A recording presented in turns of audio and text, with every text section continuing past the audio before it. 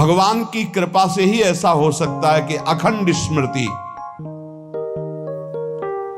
ये कर्म फल से नहीं मिलती है।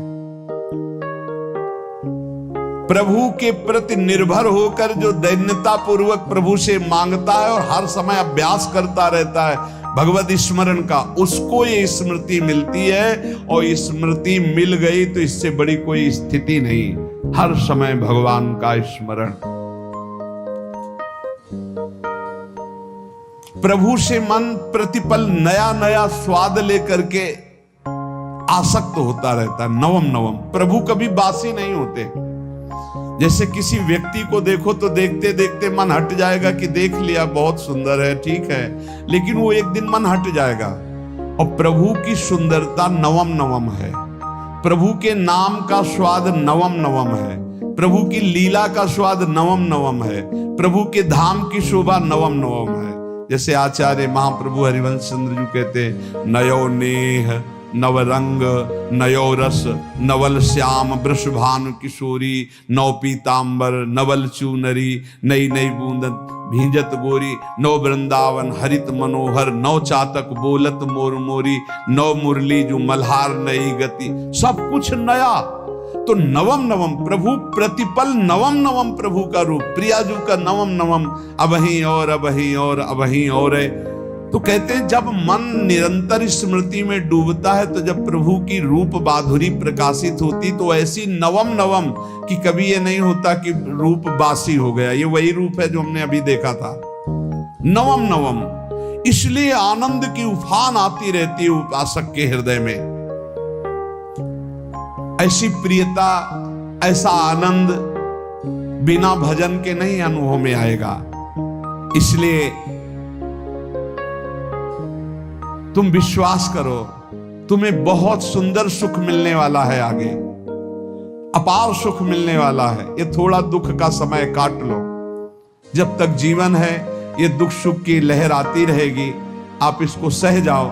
आगे बहुत आनंद है, विश्वास मान लीजिए, बहुत आनंद है। जो ये विश्वास कर लेता है वो प्रभु के मार्ग में चलकर प्रभु को प्राप्त कर लेता है। नहीं तो इतने रोड़े हैं कि आप ऊब जाओगे, बहुत रोड़े हैं। जो प्रभु के मार्ग में चलता है तो माया के बहुत से पार्षद अपना प्रभुत्व दिखाने उनके पास आते हैं, महिमा अपनी दिखाने, पर वो किसी वस्तु स्थिति अवस्था प्राणी पदार्थ का प्रभाव स्वीकार ही नहीं करता, क्योंकि भगवत स्मृति परायण है, भगवान की कृपा पर विश्वास है, इसलिए उसको कोई फंसा नहीं पाता। वो नित्य निरंतर प्रभु से घुला मिला रहने के कारण उसकी मस्ती में कोई फर्क नहीं पड़ता। माया का प्रभुत्व रखने वाले उसे फंसाने की चेष्टा करते हैं, पर उस पर किसी का असर नहीं होता। वो कहीं लिप्त नहीं होता, वो कहीं दुखी सुखी नहीं होता,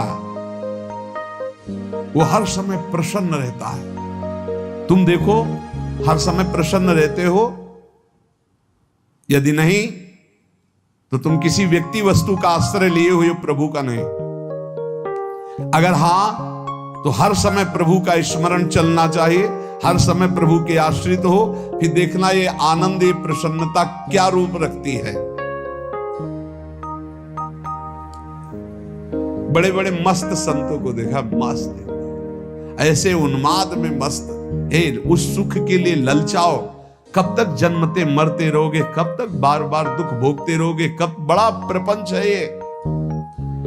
भगवान का स्मरण परम पुण्यात्मा पुरुष का हृदय माना जाता है, बहुत पवित्र हृदय, बड़ा पुण्यात्मा हृदय जिसमें भगवान का स्मरण। भगवान का विस्मरण पापात्मा पुरुष, भयानक विपत्ति दुर्भाग्य आते हो। सुदृढ़ निश्चय करो, अब हम भगवान के स्मरण में अपना समय व्यतीत करेंगे।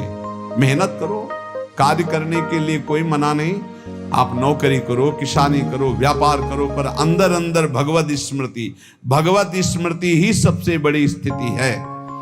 अब चाहे हम जीवित रहें, चाहे हमारे मरण जैसी विपत्ति आ जाए, चाहे सब हमसे हट जाए, चाहे सब हमको नमन करें, अब हम दृढ़ निश्चय करके केवल भगवान के स्मरण करते हुए इस संसार के बीच समय व्यतीत करेंगे।